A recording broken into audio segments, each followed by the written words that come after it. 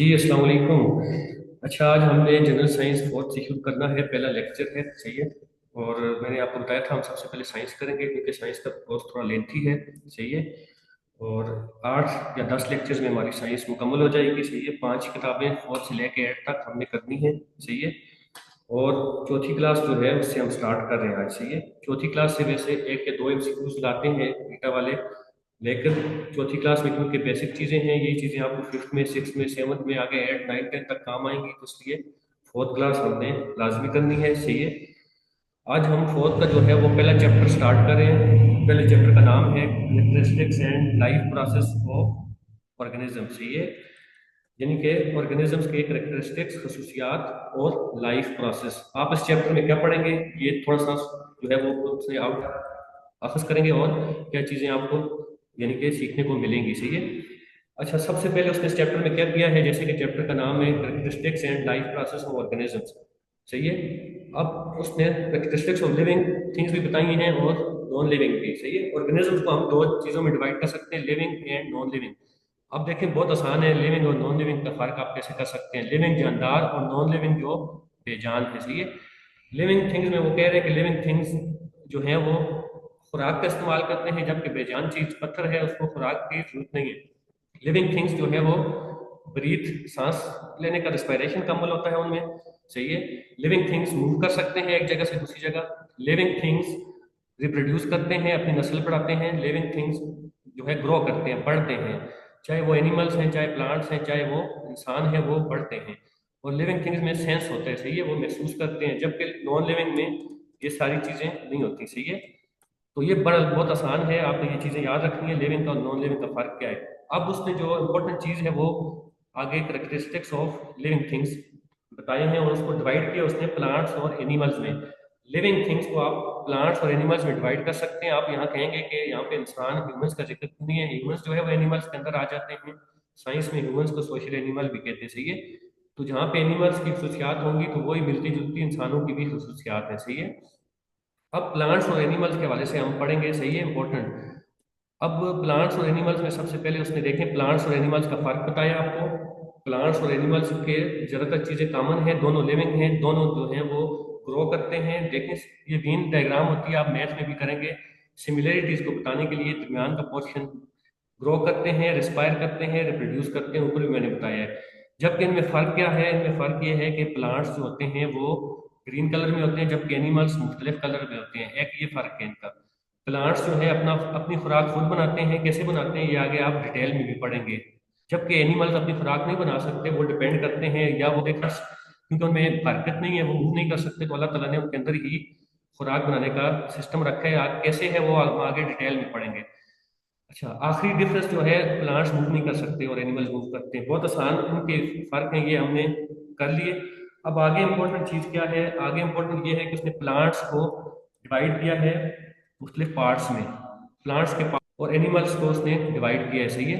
सबसे पहले हम जो है वो चले जो है वो प्लांट्स का, उसके बाद प्लांट्स की डिवीजन उसने की है फ्लावरिंग और नॉन फ्लावरिंग में, हम वो समझेंगे। और फिर उसने एनिमल की ब्रेड्स में फिर हम वो समझेंगे, सही है, या एनिमल्स हैं लिविंग में, सही है। तो प्लांट्स के जो पार्ट्स हैं वो मैं बुक में भी आपको दिखाता हूँ, और सही है, ये आपने याद रखना से प्लांट पौधा उगता है, सही है। सीड का काम बहुत आसान है, ये आपको याद रखना है कि सीड का काम है जर्मिनेट प्लांट, यानी कि रूट का काम भी बहुत आसान है, आपको पता होगा। रूट का जो काम है बेसिकली वो है अब्जॉर्ब वाटर एंड दूसरे जो न्यूट्रिएंट्स होते हैं जमीन के अंदर। रूट जमीन, उसका काम जमीन के अंदर से पानी और बाकी जो काम के न्यूट्रिएंट्स यूज बुला सकते करना होता है और ऊपर तक जा रहा होता है, सही है, उसका काम होता है ट्रांसफर। अब ये जो वाटर और न्यूट्रिएंट्स रूट ने अब्जॉर्ब कर लिए, सही है। अब रूट जमीन के अंदर होता है, ऊपर नहीं होता, तो अब जाहिर बात है ये ऊपर ट्रांसफर भी होने हैं, तो ये काम किसका है, ये काम स्टेम का है, सही है। स्टेम जो है वो ट्रांसफर करेगा, प्लांट्स के बाकी पार्ट्स को करेगा, जो उसने लाया हुआ था। लीव जो है ग्रीन ग्रीन कलर का होता है, सही है, पत्ता, और उसका काम है टू मेक फूड, खुराक बनाना, सही है। जिस तरह हमने अल्लाह ताला ने उसके अंदर निज़ाम रखा है, वो अपनी खुराक खुद बनाता है। अब ये जब लीव जॉब करता है, स्टेम पे ही कहता है, इंपॉर्टेंट है लीव फिर फ्लावर का क्या काम है? ये फ्लावरिंग प्लांट जो है वो उसका पांचवा ऐसा फ्लावर है, फूल है, सही है। वो मेक फ्रूट, वो फल, फ्रूट के बाद फल आता है, आपने देखा होगा, सही है। तो मेक फ्रूट, और दूसरा काम जो उसका इम्पोर्टेंट है, सीड्स, यानी कि फ्लावर से मिलता है, सही। दोबारा आप, सही है ये, और ये आपने आपने ये याद रखना है, पार्ट्स है बहरहाल। अब आगे हम जाएंगे, जिस तरह हमने प्लांट्स के जो है वो पार्ट्स पढ़ लिए। अब प्लांट्स जो है उसकी क्लासिफिकेशन हम कर है वो, उसको हम दो उसमें डिवाइड कर सकते हैं। कौन कौन से? Flowering plant and non flowering plant. ये ऊपर आप देख के आए हैं इसमें। फ्लावरिंग प्लांट कौन से होते हैं, नॉन फ्लावरिंग प्लांट कौन से होते हैं? नाम से जाहिर है फ्लावरिंग प्लांट वो होते हैं जिसके ऊपर फूल आता है, सही है। ये देखें फ्लावरिंग प्लांट ये हैं, इसके ऊपर फूल आता है, नाम से जाहिर है बहुत आसान है। आप देखें मस्टर्ड प्लांट, सरसों का आपने पौधा देखा होगा, इसके ऊपर पीले रंग का जो है वो फूल होता है, इसलिए ये फ्लावरिंग प्लांट है। रोज आपने देखा होगा, फूल, सही है, इस ये भी फ्लावरिंग प्लांट में है। सनफ्लावर, सूरजमुखी का फूल है, इसके ऊपर भी पीले रंग का फूल होता है। सेब है, एप्पल, इस देखें जब भी सेब लगता है, आपने देखा होगा, जो खासतौर पे गांव के लोग हैं, उसके ऊपर जब सेब लगने से पहले फूल आता है, सही है, और उसके बाद उसके ऊपर फल लगता है। लेमन है, गावा है, ये आपने याद रखना है, ये सारे फ्लावरिंग प्लांट हैं, बहुत आसान है। ज्यादातर फ्रूट्स हैं, आप देखें इसमें ज्यादातर या फ्रूट्स हैं या फिर ये फूल है, और ये मस्टर्ड ऑयल, इससे तेल भी बनता है, और जिसको हम सरसों का तेल कहते हैं, सही है। फ्रूट्स हैं या फ्लावर हैं, ये दोनों फ्लावर हैं, तो ये सारे किस में आते हैं? फ्लावरिंग प्लांट में आते हैं। अब नॉन फ्लावरिंग क्या है? वो आप, फ्लावरिंग तो आसान है, नॉन फ्लावरिंग से MCQ आपका ला सकता है। नॉन फ्लावरिंग क्या है, सही है। नॉन फ्लावरिंग प्लांट्स जो हैं उसकी आप डायग्राम देखें। डिफिनेशन सिंपल है, मैंने आपको बता दिया, जिसके ऊपर फूल नहीं आता। ये सारे बड़े बड़े पौधे हैं, सही है, आपने इनमें से शायद कुछ देखे होंगे। पाइन है, फर्न है, मॉस है, जूनिपर है, ये थूजा और सोगो पाम, सही है। चीड़ का दरख्त हो गया, इस तरह के बड़े बड़े दरख्त हैं, कुछ आपने देखे होंगे, नहीं देखे होंगे, ये सारे दरख्त नॉन फ्लावरिंग में। आपको एमसीक्यूज अगर वो ले आते हैं यहाँ से, पाइन से ले आता है, तो आपने उसको नॉन फ्लावरिंग करना है। देखें, एक तो उनका स्ट्रक्चर बहुत बड़ा है, जबकि फ्लावरिंग में आपने देखा होगा कि वो ज्यादातर छोटे पौधे होते हैं, फ्रूट्स या इस तरह के होते हैं, सही है। अब फ्लावरिंग प्लांट्स में इंपॉर्टेंट चीज ये देखें, ये इसमें लिखा हुआ है कोनीफर्स। कोनीफर्स का कह रहे हैं कि ये नॉन फ्लावरिंग प्लांट को कहते हैं, ये भी इंपॉर्टेंट है। कोनीफर्स आपसे पूछ ले तो नॉन फ्लावरिंग प्लांट है, ये नॉर्दर्न एरियाज में पाए जाते हैं, पाकिस्तान के शुमाली इलाका जात, मरी, स्वात, कगान, चिलास, सही है। और ये इंपॉर्टेंट कहाँ पे है? इकोनॉमी के लिए इंपॉर्टेंट है, सही है। अल्लाह ताला ने हर चीज में फायदा रखा है, ये ठीक है, आपको फ्रूट नहीं देते, इस पे फूल भी नहीं आता, लेकिन ये इकोनॉमी, मईशत के लिए इंपॉर्टेंट है। क्यों इंपॉर्टेंट है? इसकी जो वुड है, लकड़ी है, वो इस्तेमाल होती है फर्नीचर में, कंस्ट्रक्शन मटेरियल में, और ऑर्नामेंटल थिंग्स में, सही है, पेपर बनता है इससे। ये सारी चीजें आपने याद रखनी है, ठीक है। यहाँ पे हमारा फ्लावरिंग, नॉन फ्लावरिंग प्लांट हो गया। उसके बाद उसने इस चैप्टर में क्या किया है? एनिमल्स, और एनिमल्स की क्लासिफिकेशन की है, सही है। प्लांट्स की क्लासिफिकेशन आपने पढ़ ली। अब एनिमल की क्लासिफिकेशन उसने वर्टिब्रेट और इनवर्टिब्रेट में की है। आपको सबको पता होगा, वर्टिब्रेट वो होते हैं जिसकी बैकबोन होती है, इनवर्टिब्रेट्स वो होते हैं जिसकी बैकबोन नहीं होती, रीढ़ की हड्डी नहीं होती। एक चीज आपने इसमें याद रखनी है कि जो बैकबोन होती है, रीढ़ की हड्डी, उसको वर्टेब्रल कॉलम भी कहते हैं। ये लिखा हुआ है वर्टेब्रल कॉलम, इससे MCQ आ सकता है। अब वर्टिब्रेट्स कौन से हैं, इनवर्टिब्रेट्स कौन से हैं, ये आपने समझने हैं। ये देखें, ये सारे वर्टिब्रेट्स हैं ऊपर वाले। फिश, फिश देखें तैरती है, सही है। अगर इसमें रीढ़ की हड्डी ना होती तो शायद ये रेंगती, सही है। तो ये तैरती है, पानी में उछलती है, कूदती है, तो वर्टी अपने रीढ़ की हड्डी की वजह से। फ्रॉग देखें, फ्रॉग भी अपने पाँव पे खड़ा होता है, चलते हैं, इसमें भी रीढ़ की हड्डी होती है। अच्छा, कैट है, या जो है फाख्ता है, कबूतर है, इस तरह की जितनी चीजें भी हैं, इनमें रीढ़ की हड्डी होती है, लेकिन इनकी शक्ल से जाहिर है ये अपने पाँव पे भी खड़े होते हैं। आप लेजर्ड में कंफ्यूज हो सकते हैं, चिपकली में ये रेंगती है, लेकिन इसमें रीढ़ की हड्डी होती है। यहाँ से वो MCQ ला सकते हैं, आप अपने पास नोट कर लें। लेजर्ड में रीढ़ की हड्डी होती है, ये वर्टिब्रेट है, इनवर्टिब्रेट नहीं है। आगे फिफ्थ क्लास में आप मजीद डिटेल में पढ़ेंगे, बहुत से रेंगने वाले जो जानवर होते हैं वो भी वर्टिब्रेट्स होते हैं। इनवर्टिब्रेट्स देखें आप, शक्ल से जाहिर है कीड़े मकोड़े। अब कॉकरोच है, हनी बी है, ये कीड़े मकोड़े हैं, इनमें रीढ़ की हड्डी नहीं होती। ये ज्यादातर रेंग रहे होते हैं, या ये बहुत स्लो स्लो चल रहे होते हैं, इस तरह के। देखें बटरफ्लाई, इसमें रीढ़ की हड्डी नहीं होती, तितली में, शहद की मक्खी में नहीं होती। यहाँ पे आपने इंपॉर्टेंट चीज याद रखनी है, स्टार फिश। स्टार फिश जो है वो इनवर्टिब्रेट है, देखें इसकी कोई शक्ल भी नहीं है, और ये तैरने वाली है, इस तरह की मछली नहीं होती, सही है। आपने ये याद रखना है कि फिश, जो नॉर्मल फिश है उसमें रीढ़ की हड्डी होती है, स्टार फिश में नहीं होती। ये एमसीक्यूज ला सकते हैं। इसके अलावा स्नेल है, देखें राउंड, इसकी राउंड बॉडी है और इसमें भी रीढ़ की हड्डी नहीं होती। सही है, ये बहुत स्लो स्लो ये भी चलती है। ये आपने इंपॉर्टेंट है, इसमें से एक एमसीक्यूज बुला सकते हैं कि रीढ़ की हड्डी वाले कौन से होते हैं और कौन से नहीं होते। सही है। अब हमने क्लासिफिकेशन ऑफ, सबसे पहले क्लासिफिकेशन ऑफ ऑर्गेनिजम्स की, लिविंग और नॉन लिविंग में, फिर हमने क्लासिफिकेशन ऑफ प्लांट्स की, फ्लावरिंग नॉन फ्लावरिंग, फिर हमने क्लासिफिकेशन ऑफ एनिमल भी कर ली। सही है, वर्टिब्रेट्स और इनवर्टिब्रेट्स में। आगे जो इस चैप्टर में इंपॉर्टेंट चीज है वो टीट्स की टाइप्स हैं इसमें। सही है, टीट्स जो है उसकी 4 टाइप्स हैं दांतों की। ये बहुत इंपॉर्टेंट है, सेक एमसीक्यूज ने पहले भी लाया हुआ था। टीट्स की 4 टाइप्स हैं, पहले आप शक्ल देख लें पिक्चर से। आखिरी 2 टाइप्स पहले आ जाते हैं, मोलर और प्री मोलर। ये देखें, ये जो टीथ है ये इस एक में से 3 भी निकले हुए हैं, इसको हम अपनी जुबान में हार्ड कहते हैं, हार्ड। सही है, इस दांत को। इन दोनों के काम एक ही है, नाम से भी जाहिर है, देखें नाम भी मिलते जुलते हैं, काम भी एक है। चीविंग, चुबाना चीज को, और ग्राइंडिंग, उसको छोटा छोटा करना। सही है, ग्राइंड जिस तरह की चीज को करते हैं, दोनों के एक ही काम है। इंपॉर्टेंट यहाँ पे इंसाइजर्स है और केनाइंस है। इंसाइजर जो है वो, उसका काम होता है, इस दांत का काम होता है बाइट करना, चीज को काटना और कट करना। सही है, बाइट और कट करना चीज को। और केनाइन का काम है टीयर, चीज को चीरना, फाड़ना, तोड़ना और पियर्सिंग। सही है, एक ही मकसद है इसका। अब देखें, इसमें से ये एमसीक्यूज भी ला सकते हैं कि इंसाइजर का क्या काम है, ये आपने याद रखना है कि नाइन का क्या काम है, और आखिरी दोनों का एक ही काम है। या वो ये एमसीक्यूज लाएगा, या फिर वो आपसे ये पूछ सकता है कि ये देखें, टाइगर जो शेर होता है या चीता होता है उसके कैनाइंस लार्ज होते हैं, क्योंकि चीते का काम है खुराक को चीरना, फाड़ना, तोड़ना। सही है, अल्लाह ताला ने उसके दांत इसलिए कैनाइंस बड़े रखे हैं कि उसका काम है टीयरिंग करना।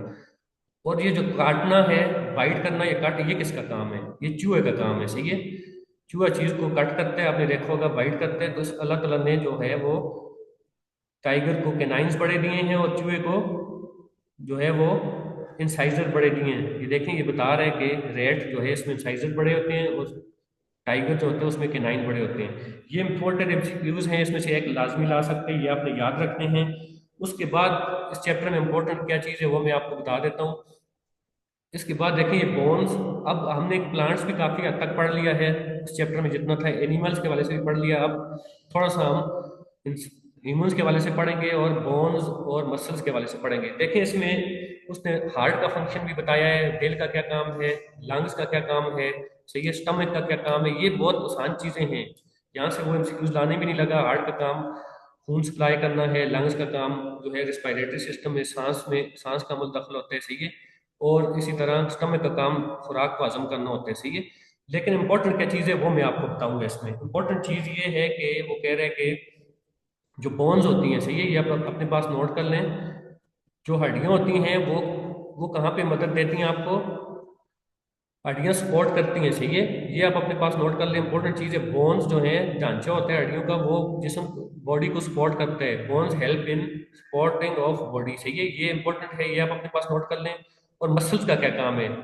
मसल्स का काम है आपके मूवमेंट, बॉडी की जो मूवमेंट है उसमें हेल्प करते हैं। सही है, ये आप मसल पे आगे आते हैं। फिलहाल आप ये याद रखें, बोन्स सपोर्ट करती है बॉडी को और मसल्स मूवमेंट करते हैं। इसमें इंपॉर्टेंट और क्या चीज़ है इंपॉर्टेंट इसमें है जी, उसने, अब लंग्स का क्या काम है ये आपको पता है, इसको हम नहीं पढ़ेंगे। लंग्स जो है वो सांस लेने में जो है इंपॉर्टेंट है, लेकिन लंग्स से आपको जो एमसीक्यूज ला सकते हैं वो ये ला सकते हैं कि मिसाल तौर पे आप देखें, ये इंपॉर्टेंट एमसीक्यूज है, lungs are surrounded by ribs. Lungs जो होते हैं वो रिब्स, रिब्स जो होते हैं उसमें घेरा होता है उसको। पीछे आपने, पीछे हम देख के आए हैं, ये देखें, ये रिब्स हैं। यहाँ पे लेफ्ट साइड पे जो है वो, और राइट साइड पे ये रिब्स हैं। इसके नीचे ही हार्ट भी होता है, इसके नीचे ही लंग्स भी होता है। सही है, तो इसने उसको, आप कह लें कि सराउंड किया होता है या प्रोटेक्ट किया होता है। सही है, उसको प्रोटेक्शन दी होती है, क्योंकि ये बहुत नाजुक जो है वो ऑर्गन्स हैं, लंग्स के लें या हार्ट के लें। आप ये नोट कर लें कि लंग्स हो गए या हार्ट हो गए, इन दोनों को रिब्स ने सराउंड किया होता है। ये देखें, heart is surrounded by ribs. ये एमसीक्यूज आपसे पूछ सकते हैं। अब इंपॉर्टेंट चीज और क्या है इस चैप्टर में, स्टमक पे आ जाते हैं। स्टमक का काम क्या है? खुराक हजम करना है। ये तो बहुत आसान है, आपसे ये नहीं पूछेगा, लेकिन वो आपसे ये पूछ सकते हैं कि स्टमक की शक्ल क्या होती है। देखें, stomach is sac like organ. Sac, ये देखें बना हुआ है थैली नुमा, सेक कहते हैं थैली नुमा। ये एक एमसीक्यूज को पिछली बार लाया है। सही है, इस बार भी ला सकते हैं, बहुत इंपॉर्टेंट एमसीक्यूज है, सही है। मसल का क्या काम है मैंने आपको बता दिया है। मसल का काम मूवमेंट में हेल्प करना है, ये देखें, इंसान भागता है चलता है मसल्स के जरिए चलता है, सही है, पट्ठों के जरिए। अब और क्या इंपॉर्टेंट है इसमें, और ये इंपॉर्टेंट है कि मसल्स की तादाद 600 होती है, सही है। ये बहुत से लोगों को नहीं पता होगा, मसल हड्डियों से भी ज्यादा होते हैं, हड्डियां हमारे जिस्म में 206 होती हैं, नोट कर लें। मसल 600 होते हैं। ये ये एमसीक्यूज ला सकते हैं, ये नोट कर लें। और जब हम वो कहते हैं कि जब हम मुस्कुराते हैं तो 14 मसल्स हमें जरूरत होते हैं। छोटे छोटे मसल्स होते हैं, बहुत ज्यादा है बॉडी में। आप शायद जिम में जो लोग जाते हैं वो सिर्फ दो तीन मसल्स उनको पता होंगे, शोल्डर मसल है या दो तीन मसल्स वो लगाते हैं, सही है, एक्सरसाइज। लेकिन हमारे जिस्म में 600 मसल्स अल्लाह ताला ने रखे हैं, उनके बहुत से काम हैं, सही है। अब इंपॉर्टेंट एमसीक्यूज जो इस चैप्टर में और है वो ये है कि ब्रेन, जिस तरह हम पीछे पढ़ के आ गए हैं कि हार्ट को और लंग्स को सराउंड किया होता है रिब्स ने, प्रोटेक्शन दी होती है। ब्रेन को किसने सराउंड किया होता है? स्कल ने, खोपड़ी जिसको कहते हैं, सही है। खोपड़ी के अंदर ब्रेन होता है। ये आसान एमसीक्यूज है लेकिन चलें, ये भी आप नोट कर लें। बाकी ये जो ये सबसे पहले हमने किया था, ये देखें, ये सबसे पहले हम करके आ गए हैं, ये इंपॉर्टेंट चीज थी इसलिए सबसे पहले हमने की है। Root, stem, fruit, leaf, flower, seeds, पांच ऐसे हमने पढ़े हैं। फ्रूट फ्लावर के बाद आते हैं, ये उस पार्ट में हमने उसका ऐसा नहीं है। बाकी पांच, रूट, स्टेम, लीफ, सबके हमने फंक्शन भी पढ़े हैं और नीचे से ऊपर तक कहाँ पे होते हैं, सही है। अच्छा, बाकी जो है आगे इस चैप्टर में इंपॉर्टेंट क्या है, ये पांच पार्ट्स हैं, ये आपने लाजमी देखने हैं। यहाँ पे हमारा चैप्टर तकरीबन मुकम्मल हो गया है, सही है। इसमें आपने की पॉइंट्स लाजमी देखने हैं। की पॉइंट्स से आपको ये पता लगेगा कि आपने किस हद तक आपने चीज समझ ली है। देखें, उसी चैप्टर के उसने की पॉइंट्स बनाए हैं, 10 की पॉइंट्स होते हैं, ये आपने टाइम निकाल के लाजमी देखने हैं। लेकिन ये नहीं करना कि सिर्फ की पॉइंट्स देखें और चैप्टर पढ़े ना, क्योंकि की पॉइंट से वो लाजम नहीं एमसीक्यूज ले आए, सही है। जिस बंदे के पास बिल्कुल टाइम ना हुआ उसको मैं आखिर में मशवरा दूंगा कि की पॉइंट्स पढ़ ले। लेकिन आपने चीजें समझनी है, ये चीजें आपको आखिर तक 8वीं तक काम आती रहेंगी, सही है। फिर आपने एक्सरसाइज खुद से लाजमी करनी है, ये मैं भी कराऊंगा आखिर में, लेकिन खुद से आपने करनी है। एक्सरसाइज से वो एमसीक्यूज नहीं बनाता, मैंने पास पेपर जितने देखे हैं मुझे एक्सरसाइज से एक आध एमसीक्यूज के अलावा कोई भी नजर नहीं आया। लेकिन ये आपने करना लाजमी है ताकि आप को आइडिया हो जाए आपने कितना कुछ सीखा है इस चैप्टर से, सही है। तो बहरहाल एक्सरसाइज को हम असाइनमेंट के तौर पे या होमवर्क के तौर पे रखेंगे। अब हम पहला चैप्टर हमने कर लिया है, अब हम दूसरे चैप्टर पे जाते हैं, सही है। दूसरा चैप्टर जो है वो साइंस में, उसका नाम है इकोसिस्टम। इकोसिस्टम क्या होता है वो मैं आपको बताता हूँ, आसान सी डिफिनेशन है। ये आपने स्टूडेंट आउटकम्स लाजमी पढ़ने हैं, इससे आपको सीखने में मदद मिलेगी, सही है। अब इकोसिस्टम क्या होता है, इकोसिस्टम की डिफिनेशन जो है उसने बहुत आसान सी यहाँ पे लिखी हुई है।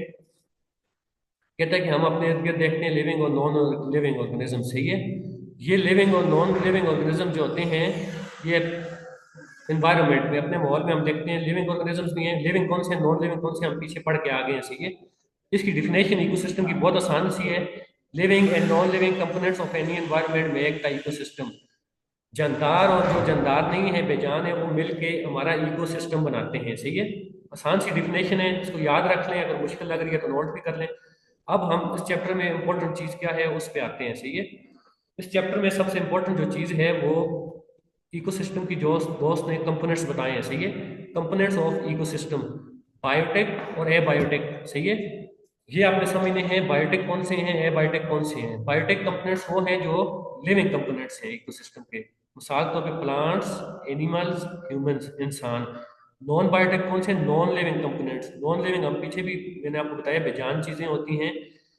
मिसाल के तौर पे अब हमारे एनवायरनमेंट में ऐसे एबायोटिक या नॉन लिविंग कंपोनेंट्स कौन से हैं जो हमारे ऊपर असरअंदाज होते हैं, ह्यूमंस के ऊपर। एक टेम्परेचर है, एयर है, वाटर है, लाइट है, सॉइल है, कुदरती चीजें हैं, अल्लाह ताला ने हमारे माहौल में रखी हैं। हर एक चीज के बहुत से फायदे हैं।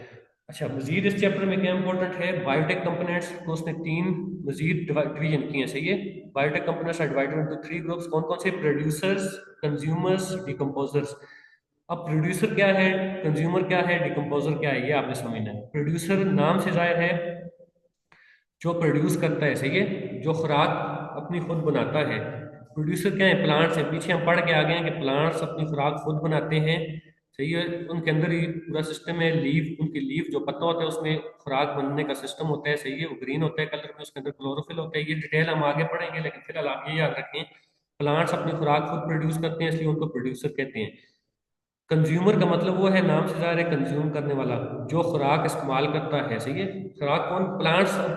जो प्लांट्स हैं उनको कौन इस्तेमाल करते हैं? उनको या एनिमल्स इस्तेमाल करते हैं या ह्यूमंस, हम इंसान इस्तेमाल करते हैं। तो हम क्या हैं? कंज्यूमर हैं, हम इस्तेमाल करने वाले हैं। सही है। तीसरा क्या है? डिकम्पोजर।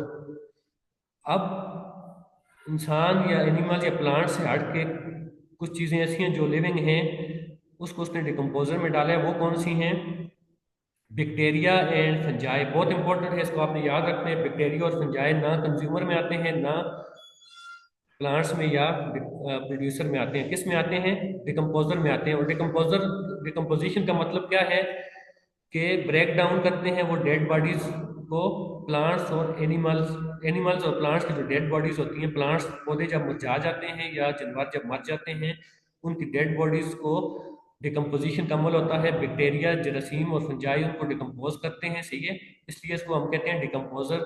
ये हम आगे डिटेल में पढ़ेंगे अगली क्लास में, फिलहाल आपने यहाँ तक ही इसको याद रखना है। अच्छा, उसके बाद जो इम्पोर्टेंट है वो क्या है? वो ये है कि सन जो है वो मेन सोर्स ऑफ एनर्जी है इकोसिस्टम में। ये आपने याद रखना है। सही है। इकोसिस्टम में हमने पढ़ा है कि बहुत सी चीजें हैं, सन है, लाइट है, टेम्परेचर है, सॉइल है, लेकिन सन जो है वो मेन सोर्स है। सही है। अच्छा, उसके बाद इस चैप्टर में जो इम्पोर्टेंट है वो फूड चेन। फूड चेन आपने पहले भी कभी पढ़ा होगा। फूड चेन का मतलब ये है कि जिस तरह मैंने आपको पीछे बताया है कि प्लांट्स जो है वो अपनी खुराक खुद बनाते हैं, एनिमल्स और इंसान अपनी खुराक जो है वो किसी से लेते हैं, प्लांट से लेते हैं। सही है। तो वो कंज्यूमर बन जाते हैं। सही है। और इसी तरह मुख्तलिफ एनिमल्स हैं जिनको आगे दूसरे एनिमल्स खाते हैं। सही है। या इंसान खाते हैं, जिस तरह हम खाते हैं, हम प्लांट्स को भी खाते हैं और एनिमल्स को भी खाते हैं। सही है। इसी तरह मुख्तलिफ जानवर होते हैं जिनको दूसरे जानवर खाते हैं। तो ये पूरा जो फूड चेन है, खुराक का पूरा निज़ाम अल्लाह ताला ने रखा है, इसको कहते हैं फूड चेन। सही है। ये इंपॉर्टेंट है। और इसके अंदर जो इंपॉर्टेंट चीज़ वो है, फूड चेन में तीन किस्म की चेन्स हैं। सही है। वो क्या है? हर्बीवोर्स, कार्निवोर्स और ओमनीवोर्स। ये क्या चीज़ें हैं? ये बहुत इंपॉर्टेंट है, यहाँ से कंफ्यूज बुला सकते हैं। सही है। हर्बीवोर्स जैसे कि नाम से जाहिर है। सही है। हर्बीवोर्स, हर्ब का लफ्ज हम पीछे पढ़ के पिछले चैप्टर में हमने जो है वो हर्ब और श्रब्स एक जगह आया था कि हर्ब्स और श्रब्स जो हैं वो भी फ्लावरिंग प्लांट हो सकते हैं। आपने देखा होगा हर्ब्स कहते हैं जड़ी बूटियां। सही है। हर्ब्स और श्रब्स, तो हर्ब्स और श्रब्स जो हैं वो जड़ी बूटियां होती हैं, उन पे भी फूल उगता है, वो भी फ्लावरिंग प्लांट में आते हैं। सही है। ये चीज़ हमसे पिछले चैप्टर से शायद रह गई थी, आप दोबारा इसको नोट कर सकते हैं। और यहाँ पे हर्बीवोर्स, हर्ब से निकले हैं जड़ी बूटियां, तो हर्बीवोर्स वो होते हैं जो प्लांट्स को खाते हैं। सही है। हर्ब्स को खाते हैं या प्लांट्स से, ये हर्बीवोर्स कहते हैं। अब प्लांट्स को कौन कौन खाता है? प्लांट्स को ये जितने भी जानवर हैं ये सारे प्लांट्स को खाते हैं। सही है। इसलिए इनको हर्बीवोर्स कहते हैं। मिसाल के तौर पे रैबिट, खरगोश, काऊ, गाय, गोट, बकरी और डियर। सही है। ये जितने भी जानवर हैं ये सारे हर्बीवोर्स हैं, क्योंकि ये पौधे खाते हैं, या इनको अपने लफ्जों में सब्जी खोर भी कह सकते हैं। और इंसान भी हर्बीवोर्स में आते हैं। सही है। ओमनीवोर्स क्या है? सॉरी, उससे पहले हम कॉर्निवोर्स देखते हैं। कॉर्निवोर्स वो होते हैं जो सिर्फ गोश्त खाते हैं। वो जानवर जो सिर्फ गोश्त खाते हैं। मिसाल के तौर पे टाइगर। सही है। टाइगर या लाइन, शेर या चीता, शार्क, बड़ी मछली होती है। सही है। शार्क ये भी गोश्त खाती है, इसलिए कॉर्निवोर्स। कॉर्नी का लफ्ज है गोश्त से निकले, जिस तरह हाथी का लफ्ज, हाथ का लफ्ज जो है वो प्लांट से निकला है। कॉर्नी का जो लफ्ज है वो कॉर्निवोर्स का लफ्ज गोश्त से निकला है। सही है। ये सारे गोश्त खाने वाले जानवर हैं। सही है। इसमें से पूछ सकते हैं, टाइगर है, लाइन है, शार्क है, क्रोकोडाइल है, मगरमच्छ है। ये आप याद रखते हैं, बड़े बड़े जानवर हैं, ये गोश्त खाते हैं। अब इंपॉर्टेंट, इससे भी ज्यादा इंपॉर्टेंट ओमनीवोर्स है। ओमनीवोर्स क्या चीज है? जो प्लांट्स भी खाए और गोश्त भी खाए। ओमनी का मतलब है कि म्यूचुअल कह लें या दोनों, यानी कि सही है, ड्यूअल कह लें। अब कौन सी ऐसी चीजें जो प्लांट्स भी खाती हैं और गोश्त भी खाती हैं, जो गोश्त खोर भी हैं और सब्जी खोर भी हैं? सबसे पहले इंसान। हम जो है वो, ठीक है, हम पौधे खाते हैं, हर्बीवोर्स भी हैं, गोश्त खाते हैं, कार्निवोर्स भी हैं, लेकिन इंसान को ओमनीवोर्स वाली कैटेगरी में डालना है, दोनों खाते हैं। सही है। इसके अलावा ह्यूमंस के अलावा कुछ चीजें हैं जो गोश्त भी खाती हैं और पौधे भी खाती हैं। ये आपने याद रखते हैं, बहुत इंपॉर्टेंट है। कवा, क्रो, क्रो आपने गोश्त खाता हुआ देखा होगा, शायद पौधे खाता हुआ कभी नहीं देखा होगा। ये चीज ला सकते हैं आपने। कभी को ओमनीवोर्स में रखते हैं, ये नो आप कहें कि गोश्त खाते हैं सिर्फ ओमनीवोर्स में रखते हैं। हैन मुर्गी जो है वो भी गोश्त भी खाती है, पौधे भी खाती है। इसके अलावा कौन कौन से हैं? बियर, सही है। ये सारी चीजें आपने याद रखनी है, इंपॉर्टेंट है, सही है। खासतौर पर ओमनीवोर्स वाला, सही है। ये अपने पास नोट भी कर लें, इसको देख भी लें। अच्छा, उसके बाद देखें, ये फूड चेन हमने पढ़ा था, प्लांट है, पौधा है, इसको ग्रास ऊपर ने खा लिया, ग्रास ऊपर को रेट ने खा लिया, रेट को उल्लू ने खा लिया, सही है। आउल ने खा लिया, तो ये पूरा फूड शीशे के लिए रखिए, सही है। इसमें तीन तरह के लिंक्स बनते हैं। पहला प्रोड्यूसर या प्लांट है, दूसरा हर्बीवोर्स है या कंज्यूमर, पौधे खाने वाला, या कंज्यूमर, सही है, ऊपर हमने पढ़ लिया। तीसरा कार्निवोर्स है। ये तीन तरह के लिंक्स हैं, सही है, फूड चेन के। ये भी आपने याद रखने हैं। आखिरी चीज जो इस चैप्टर में इंपॉर्टेंट है वो प्रीडेटर और प्रे का रिलेशन। प्रीडेटर उस चीज को कहते हैं जो शिकारी, जो शिकार करता है। प्रे कहते हैं शिकार होने वाली चीज, सही है। और रिलेशनशिप, इसका जो रिलेशनशिप है उसको प्रीडेशन कहते हैं। मिसाल तौर पे इंसान ने शिकार कर लिया कोई जानवर, वो प्रीडेटर है, वो प्रे है। और प्रीडेटर इंसान हो गया, और इनका रिलेशन जो है वो प्रीडेशन है, सही है। इंसानों में भी हो सकते हैं, जानवरों में भी हो सकते हैं। अच्छा, इसके बाद इस चैप्टर में इंपॉर्टेंट चीज क्या है? कुछ चीजें बहुत आसान है इसमें, सही है। जो इंपॉर्टेंट चीजें थी वो मैं निकाल के बीच में से आपको बताई हैं, सही है। हम इकोसिस्टम को कैसे बचा सकते हैं, ये बहुत आसान चीजें हैं, सही है। ट्री प्लांटेशन करके, अवेयरनेस, शऊर पैदा करके, इस हवाले से, सही है। अच्छा, इस इसमें की पॉइंट्स आपने देखने हैं पिछली बार की तरह, और एक्सरसाइज लाजमी देखनी है, सही है। दूसरा चैप्टर आपका यहाँ पे कंप्लीट हो जाएगा, सही है। उसके बाद तीसरा चैप्टर जो है वो भी बहुत आसान है। वो जो है जल्दी जल्दी ये भी देख लेते हैं इस लेक्चर में। तीसरा चैप्टर जो है वो ह्यूमन हेल्थ के वाले से, इंसानी सेहत के वाले से है। बहुत आसान चैप्टर है। इसमें इंपॉर्टेंट चीज़ें क्या हैं वो आप नोट कर लें, मैं आपको बताता हूँ। पहली इंपॉर्टेंट चीज़ जो इसमें है, नॉर्मल टेम्परेचर कितना है ह्यूमन बॉडी का। नॉर्मल टेम्परेचर 37 डिग्री सेंटीग्रेड या 98.6 फ़ारेनहाइट। ये आपने याद रखना है, बहुत इंपॉर्टेंट चीज़ है। फ़ारेनहाइट में भी पूछ सकते हैं, सेंटीग्रेड में पूछ सकते हैं। आपने जो है वो ज़्यादातर जो डॉक्टर हैं वो फ़ारेनहाइट में ही करते हैं, इसलिए आपने देखा होगा अक्सर हम कहते हैं 101 का बुखार है। जब 98 से ऊपर बात चली जाती है तो वो टेम्परेचर ज़्यादा हो जाते हैं, सही है। अच्छा, और इम्पोर्टेंट चीज़ इसमें क्या है, इसमें उसने कंटेजियस और नॉन कंटेजियस डिजीज का फर्क बताया आपको। कंटेजियस डिजीज वो होती हैं जो एक से दूसरे को लग सकती हैं, सही है। मिसाल के तौर पे कंटेजियस डिजीजेस कौन सी हैं, नॉन कंटेजियस कौन सी हैं, वो हम आगे पढ़ रहे हैं। नॉन कंटेजियस डिजीजेस वो हैं जो एक से दूसरे को नहीं लग सकती, ट्रांसमिट नहीं हो सकती। नॉन कंटेजियस में सिर्फ दो डिजीजेस हैं जो उसने बताई हैं। एक कैंसर है, आपको पता है कैंसर दूसरे को नहीं लग सकता एक से। डायबिटीज है, शुगर नहीं लग सकता। इसके अलावा जितनी डिजीजेस हैं जो उसने बताई हैं, सही है, सारी ऊपर वो कंटेजियस डिजीजेज हैं। चाहे वो फीवर है, चाहे वो फ्लू है, कफिंग है, खांसी है, जुकाम है, सही है। ये सारी चीजें ऐसी हैं जो वायरस से, जिस तरह कोरोना वायरस है, वायरस से पैदा होने वाली। बाकी अब आगे हम ये पढ़ेंगे कि वायरस वाली डिजीजेज कौन सी हैं और बैक्टीरिया से कौन सी लगती हैं, वो आगे है। लेकिन फिर अब आपने याद रखने के ये डिजीजेज कुछ जो है कंटेजियस हैं, जो एक से दूसरे को लगती हैं, जो नहीं लग सकती वो नॉन कंटेजियस हैं। बाकी इसमें बहुत आसान चीजें उसने बताया कि हम कैसे फ्लू और इन चीजों से बच सकते हैं, मास्क पहन के, वैक्सीनेशन करके। ये तो जो है बड़ी चीजें हैं इसमें। आगे इस चैप्टर में इंपॉर्टेंट क्या है, गुड हेल्थ रखने के लिए हम क्या क्या कर सकते हैं। अपनी बैलेंस डाइट होनी चाहिए, क्लीन वाटर पीना चाहिए, एक्सरसाइज करनी चाहिए, दांत ब्रश करने चाहिए, इनफ स्लीप, मुकम्मल नींद लेनी चाहिए, सही है। ये बहुत आसान आसान चीज़ें हैं। जो इंपॉर्टेंट चीज़ है वो आप नोट कर लें। इसने फूड को जो है वो चार टाइप्स में डिवाइड किया है। फूड को क्या क्या चार टाइप्स हैं? ग्रेन्स, अनाज, सही है। पहला है, पहला डेयरी प्रोडक्ट है, सही है। पहला डेयरी प्रोडक्ट है, दूध से बनने वाली जितनी भी चीजें हैं, बटर है, चीज है, योगर्ट है, वो डेयरी ग्रुप है। ग्रेन ग्रुप वो है जो व्हीट, राइस, बार्ले, सही है। अनाज आप कह लें इसको, अनाज। तीसरा मीट या प्रोटीन का नाम दिया उसने, मटन, फिश, चिकन, इन सब में प्रोटीन होते हैं। चौथा फ्रूट और वेजिटेबल। उसने चार इसमें डिवाइड किया। आपसे पूछ सकता है कि फूड कितने ग्रुप्स में डिवाइड किया जा सकता है, तो ये चार है, सही है। बाकी आपको पता है डेयरी कौन से हैं, अनाज कौन से हैं, मीट और फ्रूट का फर्क, सही है।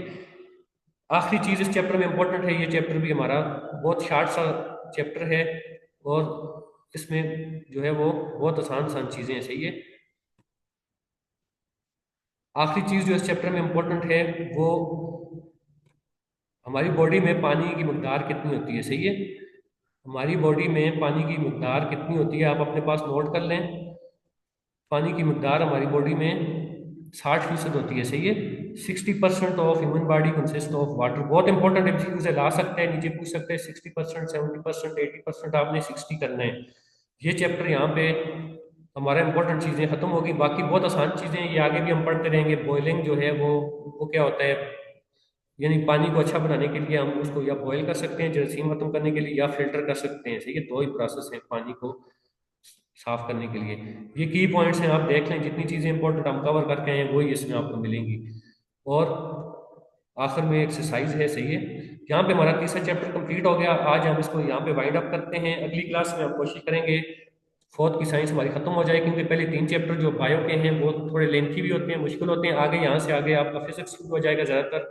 सही है, ये चैप्टर बहुत आसान आसान है, इससे आगे जितने भी आएंगे। सही है, तो अगले लेक्चर में हम इंशाल्लाह इसको फोर्थ को कंप्लीट कर लेंगे।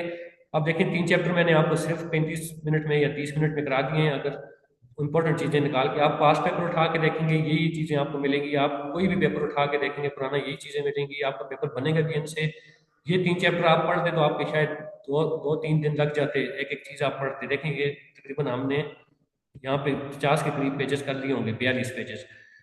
तो बहरहाल ये 35-40 मिनट में आपका हो गया। अब आपने कोशिश करें हार्ड में बुक रखें, साथ लेक्चर रखें, आपकी चीज़ें क्लियर हो जाएंगी। नहीं कि सॉफ्ट में बुक आपने लाजमी रखनी है, मैं ग्रुप में भी भेज दूंगा। सही है, सॉफ्ट वाली बुक बहुत लाजमी है।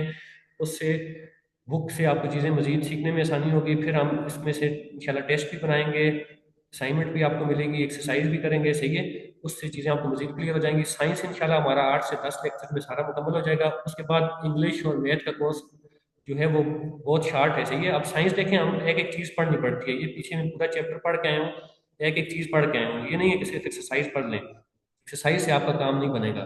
सही है, लेकिन इंग्लिश में ग्रामर आती है और मैथ में एक्सरसाइज या एग्जांपल्स आती हैं, वो बहुत आसान है, वो हम 2-3 दिन में कवर करेंगे। इस तरह हम पूरा कोर्स जो है वो मैंने कल भी बताया था 20 दिन के अंदर अंदर इंशाल्लाह 20 रमज़ान तक, या फिर जो डेट है 17 मार्च, उसके आसपास हम पूरा कोर्स कंप्लीट कर लेंगे। सही है, जो इंपॉर्टेंट चीज़ें आई वो मैं आपको जो है इसके लिए आपने बुक्स लाजमी रखनी है, बुक में भी नोट करनी है चीज़ें। सही है, तो आज का हमारा लेक्चर कंप्लीट हो गया। इसको टाइम निकाल के जो है वो सारे कंप्लीट सुने। सही है, इंपॉर्टेंट चीज़ें मैंने बताई इंपॉर्टेंट हैं, इसको आपने पूरा सुनना है। सही है।